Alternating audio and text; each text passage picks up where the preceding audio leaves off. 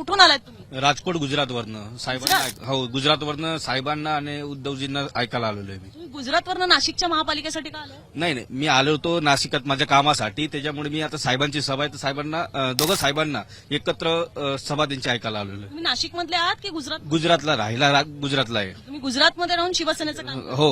मग काय गुजरातमध्ये वातावरण आहे सांगा. गुजरातमध्ये तर तुम्हाला माहितीच आहे की बीजेपीचा भ्रष्टाचार कसं चालूच आहे.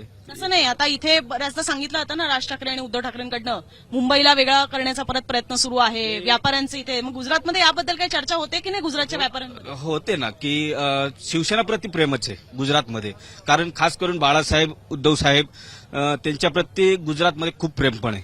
ते तुम्हाला सांगू शकतो की गुजरातला जेवढं महाराष्ट्र आणि गुजरात कनेक्टेड आहे तर फक्त लोक ते बीजेपी फक्त भ्रम फैलवते, दुसरं काहीच नाही. मग तरी कसं गुजरातमध्ये बहुमतानं निवडून येते भाजप? आता सगळ्यांनाच माहिती आहे कसं बीजेपी निवडून येते, तसं सांगायची गरज असं किती लोकांना गुजरातहून बोलवलं इथे नाशिकचा प्रचार करण्यासाठी? नाही, गुजरातवरनं बोलवलेलं नाहीये. आम्ही आलेलो आहे स्वतः नाशिकला, आम्ही कामासाठी आलेलो होतो. तर माहिती पडलं की साहेबांची सभा आहे तर आम्ही ऐकायला आलोय साहेबांना.